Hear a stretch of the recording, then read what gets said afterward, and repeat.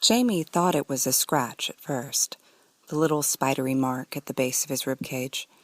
It wasn't until it started spreading that he realized it was scar tissue, twisted and ropey, stretching across his belly, and it wasn't until the next day that he realized it was spelling words. You have been warned. You have been warned. You have been warned. PseudoPod, episode 769 for August 6th, 2021. Songs in a Lesser-Known Key by Mike Wood. Hey everyone, hope you're doing okay. I'm Kat, assistant editor at PseudoPod, your host for this week, and I'm excited to tell you that for this episode we have a PseudoPod original, Songs in a Lesser-Known Key by Mike Wood. Mike lives on the Wirral, UK with his wife Sarah, who's a botanical artist, and his short stories have appeared in several magazines and anthologies. He's a past winner of both Riders of the Future and the Jim Bain Memorial Contest, and he's currently putting the finishing touches to a standalone novel, Old Man in a Spacesuit, which he expects to be released later this year. Your narrator this week is Wilson Fowley. Wilson has been reading stories out loud since the age of 4, and credits any talent he has in this area to his parents, who are both excellent at reading aloud. He started narrating stories for more than just his own family in 2008 when he answered a call for readers on the Podcastle forum. Since then, he's gone on to read dozens of stories for Podcastle and all of the other Escape Artist casts, as well as lots of other places. As usual, all the links are in the show notes. Now, before we begin, does anyone else remember the 1947 recording of Sparky's Magic Piano by Henry Blair and Billy May, in which the piano teacher gives the instruction to listen to the whole thing, Sparky? Well, now we have a story for you, and we promise you, it's true.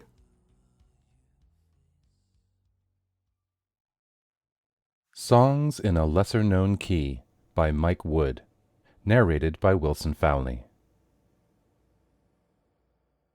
I'm head down on the formica-topped table beside the coffee machine, and I'm groaning.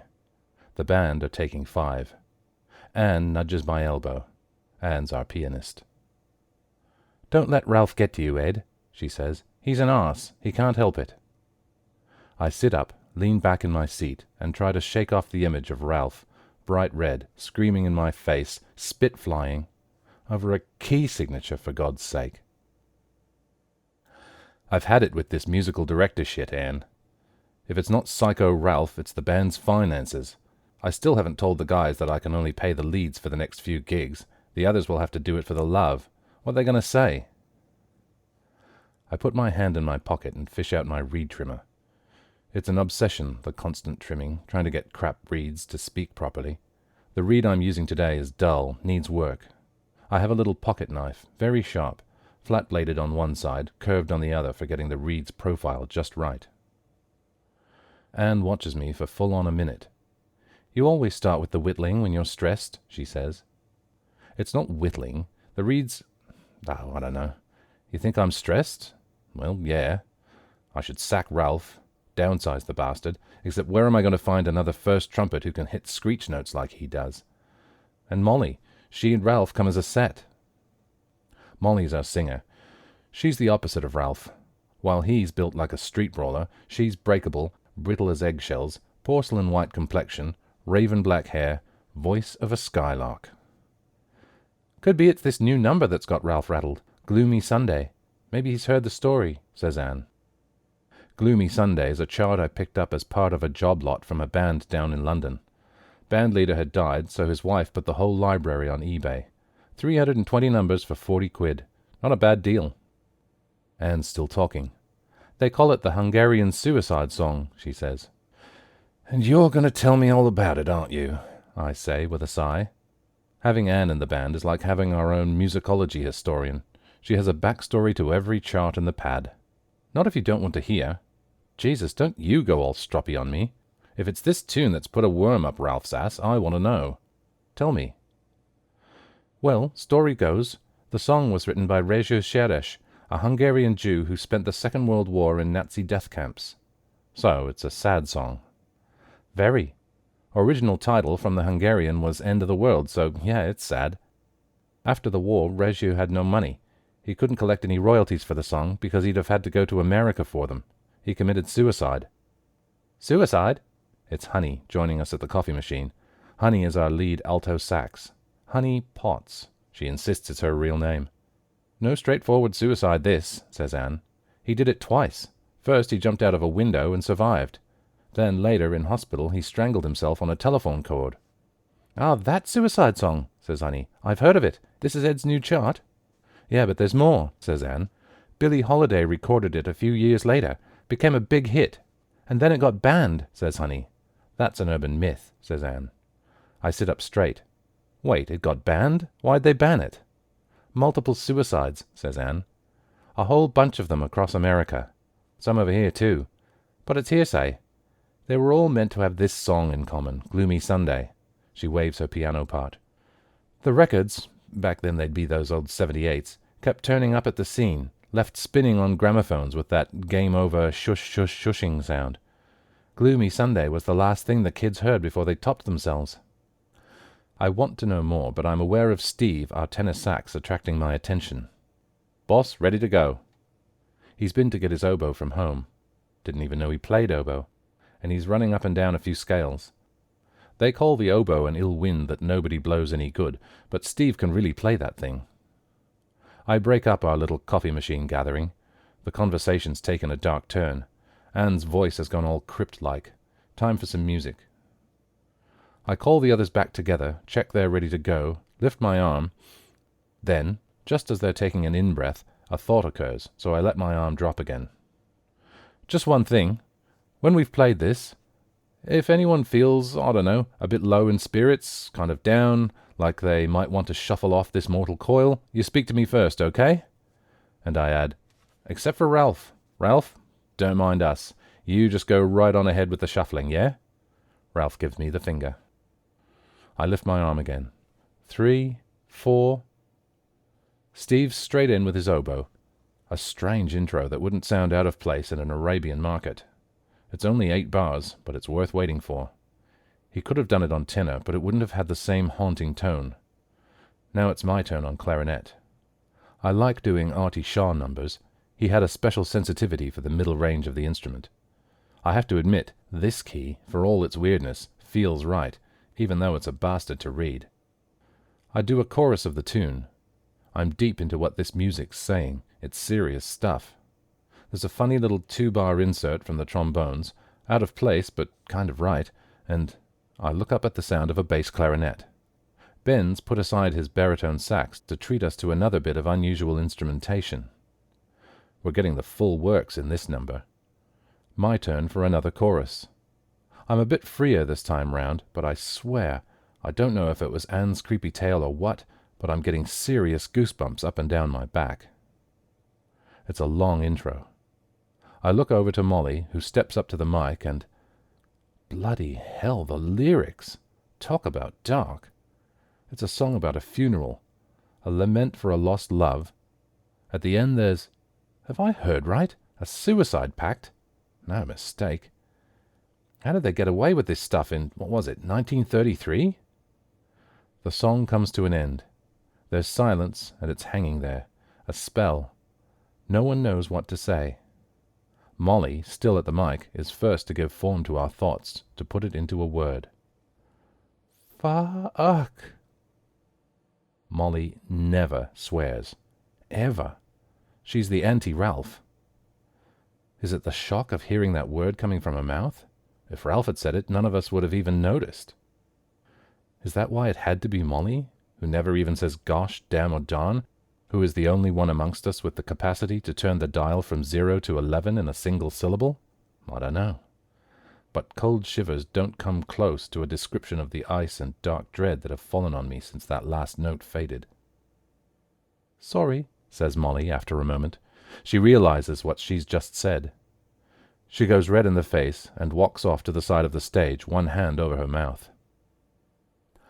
Song's got power, I'll give it that, I say. Not sure I like it. Kind of messes with your head and, well, what Molly said. But we'll put it in the program tonight. The rest of the rehearsal goes well enough, but I can tell all our minds are elsewhere. If ever a song could be said to be haunting, it's that Gloomy Sunday. Part of me wants to gather it in off the stands, take it out back and burn the bloody thing. But I can't do that, because I want to hear it again. I want to play that haunting clarinet line, hear Molly sing those lyrics. It has got right under my skin, and despite all the bleak thoughts that have shaken loose, I just don't want the feelings to stop. And something's telling me not to touch the key. I don't have perfect pitch, and so for me, whatever key we choose, it shouldn't matter. But I sense I have to leave it alone. Even the bizarre transpositions, 6 sharps and a double sharp, on reeds and trumpets. Do not touch. Feels like a command. Stupid as this might sound, insane key or not, I sense I might be tampering with something dark if I mess about with it. I take a head count. Just 50 in the audience, and there's only 5 minutes to go before kick-off. Maybe I should encourage them to get up and dance at some point. We don't do dances, but a few warm bodies moving around might give the night an injection of atmosphere. We'll need it. We're doing 3 consecutive Fridays here at the Empire Suite, and we could use something to get the word out. With a turnout like this, I'll have to cut all the band's pay. We just don't have enough money left in the kitty. We kick off with something full of life, a Kenton number, Malaguena. It's big, brash, and it's loud. An exciting chart. The band makes a good job of it, better than usual, but I can sense a wall between us and the audience. I should face reality. You can't make money from big bands in the 21st century. I was born too late. Should have been around in the 1940s when people listened. Those audiences died a decade or more ago. A couple of Basie numbers move the audience engagement down from 1 on the dial into minus digits. The roar of background conversation and clinking glasses is louder than the band. I feel an urge to shout something into the mic, like, "Shut the hell up and listen to the music!" I don't. "Guys, let's put the new one up next," I say. Maybe it'll remind them there's a band in the room. We play Gloomy Sunday. We get their attention. But they don't clap. It's not nice when an audience doesn't applaud. This is different, though. We're taking them somewhere new. The 3 couples who got up to dance just stop in their tracks. They're standing, holding hands, watching, listening. I have the band play Begin the Begin next, a cheery number that should lighten the mood.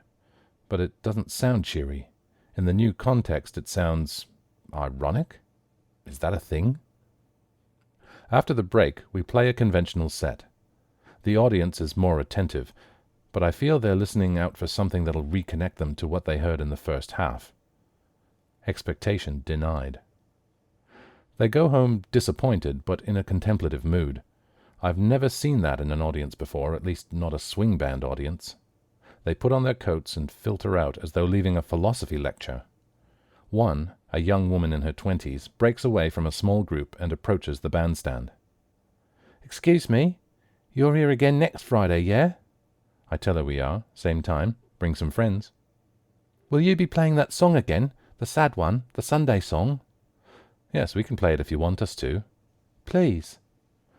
She rejoins her group, passes on the message, and they all nod with solemn enthusiasm. I don't know what to think. We had 2 paid gigs in the week, weddings. We didn't play Gloomy Sunday. I guessed it wasn't the right song for a wedding. "Remember that song they played at our wedding, the miserable one about the lovers? One died, the other followed." Today, Friday, the audience at the Empire Suite are waiting for the band to arrive. The hall isn't full, but I stopped counting at 200. Lots more young kids, too, teenagers. What's changed to make that happen? Could it be some new TV advert, like when the quirky Guinness ad had everyone asking us to play Waglione? Or has some teen idol gone and covered a 40s song that's caught the wave and made big bands cool again? It's happened before, and when it does you might count on getting a month or so out of it. But it isn't either of those things. I know what they're here for, and it gives me the creeps. A sense of foreboding. I mention it to Anne. "It's just a tune," she says. "The key's dark, and it's full of chromatic harmonies and lyrics with meaning. Kids don't get to hear real music these days. Chromatic harmony's a novelty for them. They're interested, that's all." I shake my head. "Why now? Why this? Why after we play a cursed song? Come on, Ed. You don't believe in that cursed song rubbish, do you? If we'd sent an audience off to do themselves in, they wouldn't be back clamoring for more, would they? Ed, it's a good song with impassioned lyrics, that's all. Dunno, it's more than that. I've played a lot of numbers in my time. Nothing like this one. Maybe it's the key, says Anne. D-sharp minor. Nobody writes stuff in D-sharp minor. Too depressing. Scriabin wrote some piano pieces in it. Bastard to play. Dreary as all hell. Anne plays a lot of classical stuff. She knows all about obscure composers and the psychological meanings behind keys. I pick keys that work for a singer's vocal range, or fall under the fingers. I don't do all that metaphysical mumbo-jumbo. I don't believe in cursed keys. At least, I never used to. I try to shake it off, the dark mood. There's an audience out there, a big one. Who cares what brought them? Gloomy Sunday does it again. Same effect. They wait through the whole set, then call for an encore, but it's a curtain call like no other. No screaming or whistling or shouts of more, more. They applaud with polite restraint, and they speak rather than shout the name of the song they want to hear again. There's something about the way they say it that sets my nerves on edge. Less a curtain call, more an occultist chant. Gloomy Sunday, gloomy Sunday, gloomy Sunday. What the hell is happening? On all levels this feels wrong. Very wrong. But I get the guys to play it again. And again. Jesus, I'm beginning to hate this song. Hate is the wrong word. Too mild. What I feel is skin-crawling fear mixed with morbid fascination, much like the urge that makes you slow down and rubberneck when you spot an accident on the opposite side of the motorway. Gloomy Sunday is like a bad car wreck with blood and severed body parts. I don't want to see any of it, so why am I slowing the car and looking anyhow? I can't stop. I'll be back for more Gloomy Sunday, and so will they. They'll get more, too. I've had an idea. I'll have work to do during the week, though. Our third Friday is a sellout, and we have a new song. Artie Shaw could be a depressing bastard at times. Something to do with having 8 wives? I don't know. But it wasn't just Gloomy Sunday. His signature tune was a chart called Nightmare. Shaw went all out for the horror noir effect, and with Nightmare he delivered it in spades. But Nightmare was written in A minor. I decided to call Anne in the week. Anne, it's Ed. What's A minor like? What? You know, all that musicology, psychology shit. D-sharp minor is despair and anguish, D major's all happy pills, so what's A minor? Anne thought about it. I suppose something in between. The key of A minor is quite sweet. A little plaintive maybe, but I don't know, tender? That was good enough for me. My take on Nightmare was going to be a long, long way from tender. A transcontinental road trip away. I rescored it, shifted all the parts up by an augmented fourth, a tritone, the devil's interval, as some call it, which moves it into our new favorite death key, D-sharp minor. Ralph will give me shit for putting another tune onto the stand in that key, but he can lump it. I want this. I'm at the front of the stage setting up the mics. The hall is already full, with 50 more waiting outside in the rain. I feel a touch on my arm. It's Molly. "Don't play that song tonight, Ed." She looks paler than ever. Her eyes are rimmed as though she's been crying. "It's not good. Please, don't play song." She has an accent, Polish. It doesn't often show, but tonight it's strong. And the way she stresses please, she means it. A lot of people have come along to hear Gloomy Sunday. They'll be disappointed, Molly. "You be disappointed," she says, an edge to her voice. She sounds almost aggressive, a trait she's picked up from Ralph, perhaps, but one I've never heard before. "Please, Ed, do not play song." She turns and melts back into the gloom at the side of the stage. I'm tempted to heed her advice. I like Molly. More than like, if truth be known. But I don't respond to threats. Not from Ralph when he's in my face, and not from anybody else. What the hell did she mean I'd be disappointed? I've lost all my previous foreboding about Gloomy Sunday. Damn thing has grown on me. Seeing the take from last week has helped me come to terms with the song. It's doing good things for us. I'll be paying bonuses out to the band, and it's been a few years since I've been able to do that. And tonight's audience. When did we last play to a crowd this size? I sense the Ed Ellen Swing Band will be reaching out for bigger things. We've started a meme or something. Opening number, Here's That Rainy Day. A ballad, not a depressing song, but the right sentiment to use as a teaser. It goes down well. They know what's coming. Gloomy Sunday. Second number. Why wait? Hitting them straight after that subdued opening works. We have them. There's a mood in the room that's thick as an old London smog, the kind you used to be able to see, not the invisible killer of today. I don't need to look down at the music. I know it. Hell, it's a part of me. The clarinet is almost playing itself, leading me ever deeper down dark, dripping passages. I watch their faces while I play. It's like they're in a trance. Molly steps onto the stage. Is it an illusion? Or has she become even paler, thinner, more frail? The song, it's getting inside her, too. She's the one who has to sing the words. Uncomfortable words. I feel something. A pang of guilt? No, can't let that happen. She's a band member. Nothing more to me than that. Third number. My new take on Nightmare. Yes, that key change works, is inspired. There's black sorcery being woven tonight by 18 musicians, and I'm at the center of it. I can feel the power. I never use a baton, just my hands. Batons are for the bow-tie and tails brigade, and I sense there is satanic energy coming from my fingertips as I steer the band through a labyrinth of darkness. Shouts from the audience. They love it. They want Nightmare again. Don't turn that one over, guys. We'll play it again. A hand on my arm. It's Anne. What are you doing, Ed? What do you mean? You're going to play the same 2 tunes over and over? Come on, Ed. Snap out of it. Go back to the set list. Please. Just sit down and play the damn piano, Anne. This is my band. We play In the Mood, a foot tapper to appease Anne. But the audience don't want to tap. They want despair. Gloomy Sunday, gloomy Sunday, gloomy Sunday. Yes, it's caught a hold of me, too. Damn song's choking me. I want to play it again. I need to play it? Some of the band, not just Anne, are looking, what? Disturbed? Anxious? But the audience wants Gloomy Sunday. Again. Well, they shall have it. Steve's keening oboe. He's gone from Arabian market to something that lurks in tarnished lamps and baskets of yellow-eyed snakes. Then I'm playing my part, and the clarinet is me. I am the clarinet.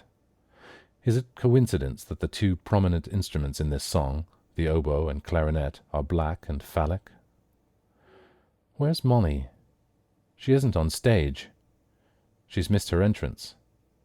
I take another 8 bars. I catch Anne's eye. Where's Molly? Anne shrugs. I notice, up on the back line, only 3 trumpets. Ralph is missing too. What the hell has got into everyone tonight? Then I see Molly at the edge of the stage. Her face is blank, her eyes wide. I make an angry gesture. Get on stage and sing. She shakes her head.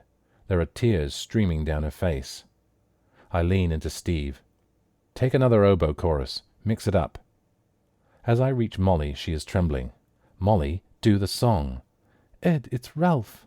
I don't give a shit about Ralph. I'll deal with him later. Sing the song. He's dead. There's a rope. I glance backstage where she's pointing. I see a shape in the shadows, swinging. For a moment, just a moment, it stops the breath in my lungs. I take a step on stage. I must stop the band. It's what a normal person would do. But a voice tells me no. A cold, demanding voice. The people want to hear the song. I want to hear the song. Molly, sing. We finish the set. Jesus, Ed, Ralph is dead. He can wait. Sing the song. No! Fucking sing it, Molly! My voice is loud, harsh. It carries, and I see worried expressions from the band. They're looking at me as though... what? As though I'm different? I'm not different. I'm their band leader. Band leaders lead. I lower my voice to a threatening whisper. Get out there now and sing! I don't recognize my own voice. Do I even know that Ralph is dead? He might need help. Someone has to call an ambulance. Police. But I know from the way Ralph swings, back and forth, leaden. He swings the way some classical musicians swing trying to play jazz, like old meat on a hook. Ralph can wait. Some things are more important. The song is more important. Steve finishes his noodling on oboe and looks up at Molly, standing out there at the mic alone. She sings the first line, and she's visibly crumbling, as though a terrible weight is pressing down on her with each word sung. She chokes. The band play, wide-eyed, watching Molly, not their parts. She snatches for words between sobs. At the part where the lyric tells of her love, taken by the black coach of sorrow, she grabs the mic for support, but crumples to her knees. Her eyes look out, beseeching. It is the performance of a lifetime. I notice how some out in the auditorium have mirrored her and fallen to the floor themselves, but I'm not watching them. I'm watching Molly, sweet Molly. She finishes the verse. Her lost love will never be returned by the angels of death. Will they be angry if she chooses to join him in darkness? And just like that, she's gone. Can raw emotion do that? Suck the life right out of a person? Can a person die from sheer force of will? I know they can. In the way I knew that Ralph was dead, I know that Molly is too. What used to be Molly is now just a decorative heap artfully arranged on the stage. There'll be no more encores, tonight or any other. There'll be questions, from the hall manager, the police, from my band, for what I just did. But what did I do? I made her sing. And do I care? No. The music guided me, still has me in its grasp, every movement, every thought. I slip a hand into my jacket pocket, where there's something cold and vital waiting, just for me. With a thumb, I flip open the blade of the reed trimmer. So sharp, the merest stroke can pare down the dullest reed 1 micron at a time and breathe life into it. So, too, can it take away. Time for some cutting. Whittling, as Anne would say.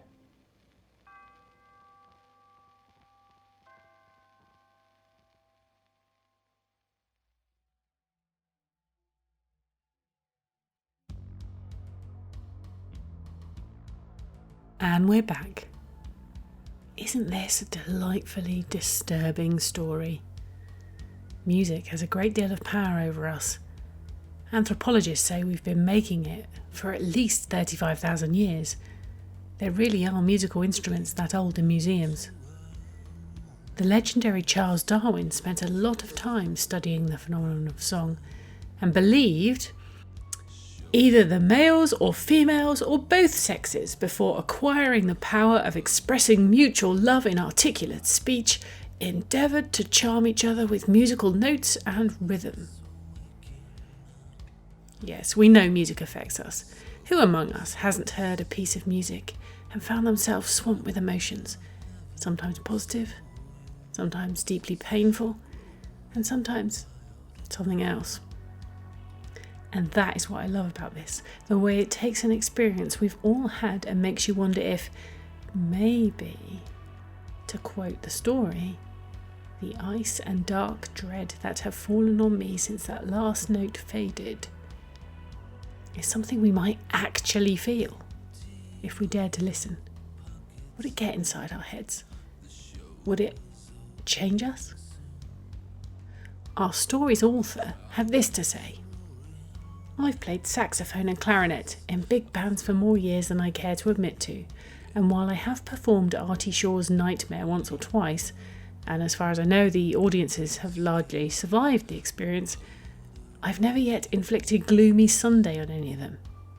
If I ever take the risk, and we all come out of it unscathed, I'll be sure to let you know.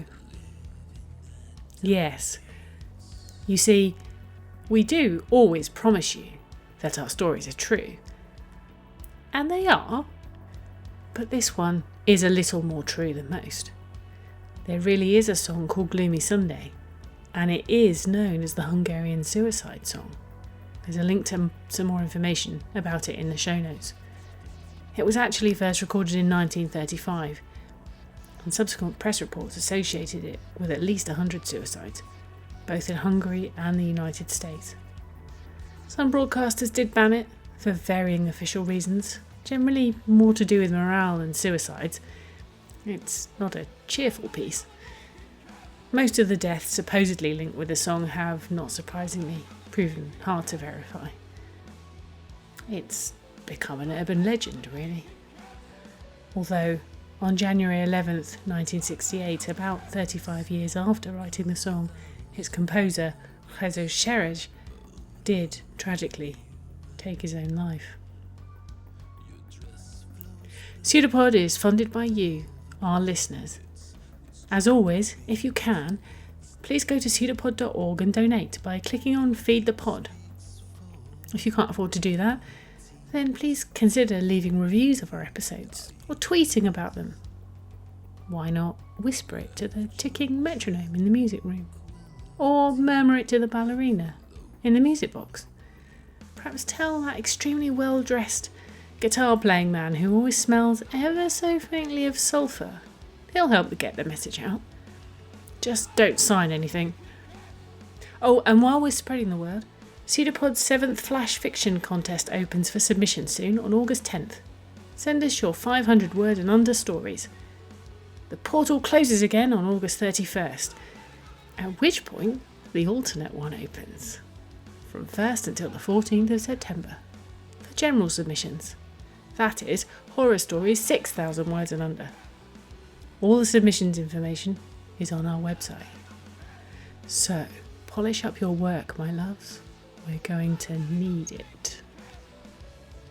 I'm very excited about next week's story, The Human Chair by Edgar Allan Poe, hosted by lead tentacle Alex Hofflick, and narrated by the glorious Ron John. It's creepy and disturbing, and it will absolutely burrow into your brain and stay there. Don't miss it. PseudoPod is part of Escape Artists Incorporated and is distributed under a Creative Commons Attribution Non-Commercial No Derivatives 4.0 International License. Download and listen to the episode on any device you like, but don't change it or sell it. Theme music is by permission of Anders Manga. We leave you today with a closing quote from the late David Bowie. Rock has always been the devil's music. I believe that rock and roll is dangerous. I feel that we're only heralding something even darker than ourselves. See you soon, folks. Stay safe.